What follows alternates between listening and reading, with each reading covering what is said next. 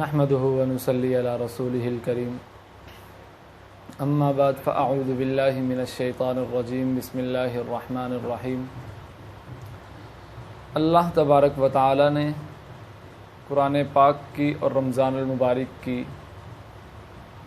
بہت زیادہ مناسبت رکھی ہے آپس میں، اور اسی لیے ہم رمضان المبارک میں قرآن پاک پڑھنے اور پڑھانے کا خاص طور پر اہتمام کرتے ہیں سال کے بقیہ دنوں کی بنسبت۔ پورا سال کم پڑھا جاتا ہے اور رمضان المبارک میں تراویح میں قرآن پاک کا پڑھنا اور اس کے علاوہ قرآن پاک کا سیکھنا سکھانا اس چیز کا زیادہ اہتمام کیا جاتا ہے۔ اسی مناسبت سے ہم نے روزمرہ کے حساب سے قرآن پاک کے قرآن پاک کے ایک سپارے کا خلاصہ بیان کرنے کا عزم کیا ہے کہ ہم روزمرہ ایک سپارے کا ایک خلاصہ بیان کیا کریں گے۔ تو آج ہم سورۃ الف لام میم سپارے کا خلاصہ بیان کریں گے۔ تو اس میں اللہ تبارک و تعالی نے دو صورتیں بیان فرمائی ہیں۔ پہلی صورت سورۃ الفاتحہ ہے اور دوسری صورت سورۃ البقرہ ہے۔ پہلی صورت جو ہے سورۃ الفاتحہ، اس کے کئی نام حدیث پاک میں آتے ہیں، اور اس کا ایک نام فاتحہ کھولنے والی یہ نام اس لیے رکھا گیا کہ اللہ تبارک و تعالی نے جب قرآن پاک کو لکھا تو اس میں سورۃ الفاتحہ کا شروع میں ہی تذکرہ کیا ہے کہ یعنی یہ قرآن پاک کو یہ سورت کھولتی ہے، تو اس لیے اس کا نام سورۃ الفاتحہ رکھا ہے۔ اور اس کے بھی بہت سارے نام آتے ہیں۔ اس کو سورۃ الشفا بھی کہا جاتا ہے کہ اس کو کسی بیماری پر پڑھ کر دم کیا جائے، یا اس کو سورۃ الدعا بھی کہا جاتا ہے، اور اس کے احادیث میں بہت سارے نام ملتے ہیں۔ اور اسی بات کو آگے بڑھاتے ہوئے کہ اس صورت میں اللہ تبارک و تعالی نے 7 آیات کا ذکر کیا ہے، اور جس میں اللہ تبارک و تعالی نے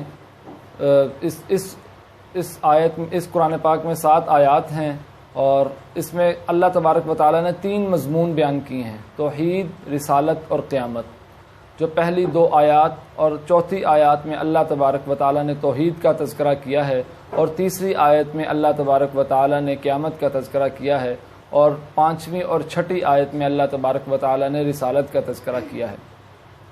اللہ تبارک و تعالی نے قرآن پاک کی اس صورت سے ہمیں دعا مانگنے کا طریقہ بھی بتلایا ہے کہ اللہ تبارک و تعالی سے کیسے دعا مانگی جاتی ہے، اور اللہ تبارک و تعالی نے اس صورت میں ہمیں آیات شفا بھی اس میں نازل فرمائی ہیں کہ اللہ تبارک و تعالی نے کسی بیماری پر ان آیات کو پڑھا جائے تو اللہ تبارک و تعالی اس بیماری کو بھی دور کر دیتے ہیں۔ اور اس میں ایک نزولی ترتیب ہے، ایک توقیفی ترتیب ہے۔ توقیفی ترتیب کے حساب سے یہ پہلی صورت ہے، اور نزولی ترتیب کے حساب سے یہ 5ویں صورت ہے۔ اور یہ صورت مکہ میں نازل ہوئی۔ مکہ اور عام قرآن پاک کی صورتوں میں لکھا ہوتا ہے صورت مکی ہے یا مدنی ہے۔ اس کی مفسرین کے حساب سے یہ ترتیب بنتی ہے۔ مفسرین کے نزدیک وہ یہ ہے کہ یہ جو صورت ہجرت سے پہلے نازل ہوئیں وہ مکی کہلاتی ہیں، اور جو صورتیں ہجرت کے بعد نازل ہوئیں وہ مدنی کہلاتی ہیں۔ تو ابھی ہم سورۃ البقرہ کا آگے تذکرہ کرتے ہیں کہ سورۃ البقرہ یہ توقیفی حساب سے 2 نمبر صورت دوسری ہے، اور نزولی حساب سے یہ صورت یہ اللہ تبارک و تعالی نے 87 نمبر پہ اللہ تبارک و تعالی نے اس کو نازل فرمایا ہے۔ اور اس میں ٹوٹل 286 آیات ہیں جن کا تذکرہ اللہ تبارک و تعالی نے اس میں کیا ہے، اور اس صورت کا نام سورۃ البقرہ ہے۔ اور بقرہ گائے کو کہا جاتا ہے، تو اس میں ایک مخصوص قبیلے کی طرف گائے کا تذکرہ کرتے ہوئے اللہ تبارک و تعالی نے اس کا نام سورۃ البقرہ یعنی گائے رکھا ہے۔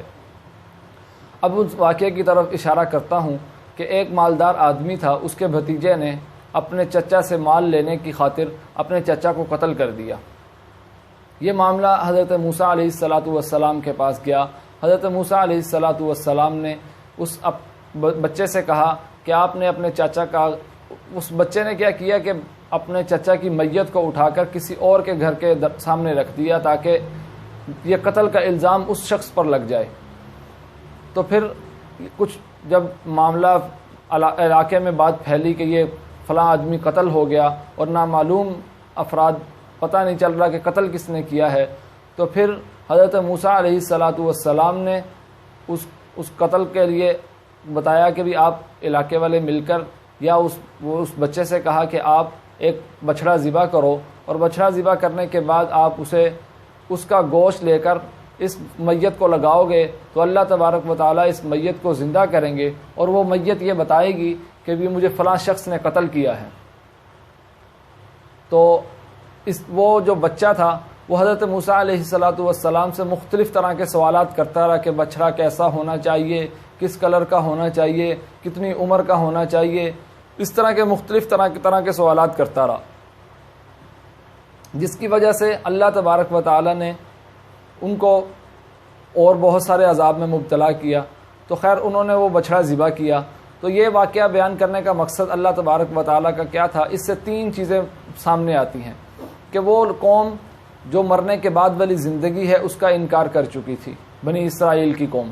تو اللہ تبارک و تعالیٰ نے اس چیز کو بھی سامنے لانا تھا کہ وہ جو مرنے کے بعد والی زندگی کا انکار کر چکی تھی، کہ اللہ تبارک و تعالیٰ نے یہ چیز بھی دکھانی تھی کہ آپ ایک گوشت کے ٹکڑے کو یا اللہ اس میت کے ساتھ لگائیں گے تو وہ بندہ مرا ہوا زندہ ہو سکتا ہے۔ تو اللہ تبارک و تعالیٰ نے یہ چیز ان لوگوں کے سامنے لائے کہ مرنے کے بعد والی زندگی اللہ تبارک و تعالیٰ نے ان کے سامنے لانی تھی۔ اس وجہ سے اللہ تبارک و تعالیٰ نے یہ معجزہ ان کو دکھایا کہ وہ میت کے ساتھ گوشت لگا اور وہ میت اٹھی اور اس نے بتایا کہ مجھے میرے بھتیجے نے قتل کیا ہے۔ ایک یہ ہوا تھا۔ دوسرا، اللہ تبارک و تعالیٰ لوگ اللہ تبارک و تعالیٰ کی توحید کا انکار کر چکے تھے، تو اللہ تبارک و تعالیٰ نے یہ بھی دکھلانا تھا کہ میں بھی اللہ تعالیٰ نے اپنی وحدانیت کو بھی بتلانا تھا کہ میں اللہ وحدہ لا شریک ہوں اور میں جو چاہوں کر سکتا ہوں۔ تو اس لیے اللہ تبارک و تعالیٰ نے اس واقعہ کو رونما کیا۔ اور اس سپارے کے اخیر میں اللہ تبارک و تعالیٰ نے حضرت ابراہیم علیہ السلام کا تذکرہ کیا ہے کہ حضرت ابراہیم علیہ السلام کو ہم نے بہت ساری نعمتوں سے بھی نوازا ہے، اور اس کے علاوہ ہم نے ان پر بہت ساری مشقتیں بھی دی ہیں ان کو۔ تو اس وجہ سے اللہ تبارک و تعالیٰ نے ان کا بھی تذکرہ کیا ہے۔ اور اللہ تبارک و تعالیٰ نے حضرت ابراہیم علیہ السلام کی امت یہود و نصارہ یعنی بنی اسرائیل کے ساتھ ان کو منسلک کیا تھا۔ تو اللہ تبارک و تعالیٰ نے اس پہلے سپارے میں بنی اسرائیل کے انعامات کو بھی بتایا ہے کہ میں نے اللہ تبارک و تعالیٰ ہونے کے خاطر میں نے ان کو بہت سارے انعامات دیے ہیں اور انہوں نے میری انعامات کی قدر نہیں کی۔ اور اللہ تبارک و تعالیٰ نے ان کو بہت سارے انعامات کیا دیے کہ اللہ تبارک و تعالیٰ نے انہیں بہت سارے انبیاء علیہ السلام سے نوازا ہے۔ انہوں نے یہ اللہ تبارک و تعالیٰ نے ان کو نعمت دی۔ اور دوسرا انعام اللہ تبارک و تعالیٰ نے انہیں یہ عطا فرمایا کہ اللہ تبارک و تعالیٰ نے انہیں بہت سارے انبیاء علیہ السلام آنے کے بعد ان کو بہت سارا نبیوں کے پاس وقت گزارنے کا موقع ملا ہے۔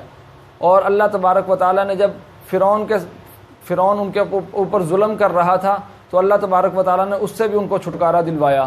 پھر اس کے بعد اللہ تبارک و تعالیٰ نے جب فرعون نے حضرت موسیٰ علیہ السلام اور بنی اسرائیل کا پیچھا کیا تو اللہ تبارک و تعالیٰ نے ان کو سمندر کے اندر سے رستے بھی بنائے۔ کہ اس طرح کے بہت سارے انعامات سے اللہ تبارک و تعالیٰ نے نوازا تھا۔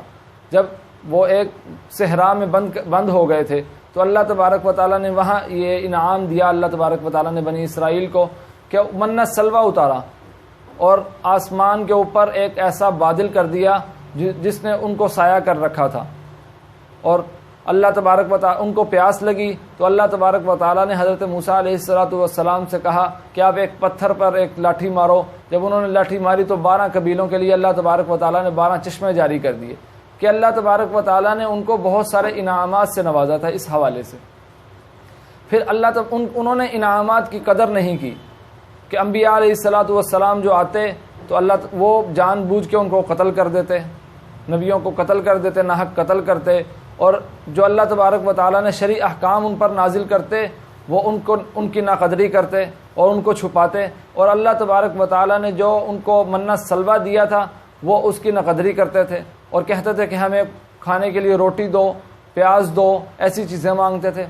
پھر اللہ تبارک و تعالیٰ نے جب اس صحرا سے ان کو توبہ کرنے کے لیے ایک جگہ سے دوسری جگہ بھیجا تو اللہ تبارک و تعالیٰ نے آپ اس وقت کے نبی کو کہا کہ ان کو کہیں کہ یہ چپ کر کے جائیں اور جھکتے ہوئے جائیں اور کہتے جائیں کہ حتتن حتتن کہتے جائیں.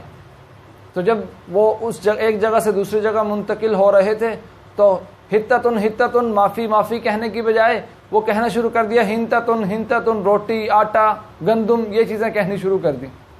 کہ بنی اسرائیل نے اللہ تبارک و تعالیٰ نے جو ان پر انعامات کیے تھے انہوں نے اس چیز کی نقدری کی، جس کی وجہ سے اللہ تبارک و تعالیٰ نے اس پورے پارے میں ان کا تذکرہ کیا ہے کہ میں نے ان پر بہت سارے انعامات کیے، انہوں نے میرے انعامات کی نقدری کی. پھر حضرت ابراہیم علیہ السلام کہ اللہ تبارک و تعالیٰ نے ان کے ساتھ وہ پھر حضرت بنی اسرائیل میں سے تھے وہ بھی حضرت ابراہیم علیہ السلام.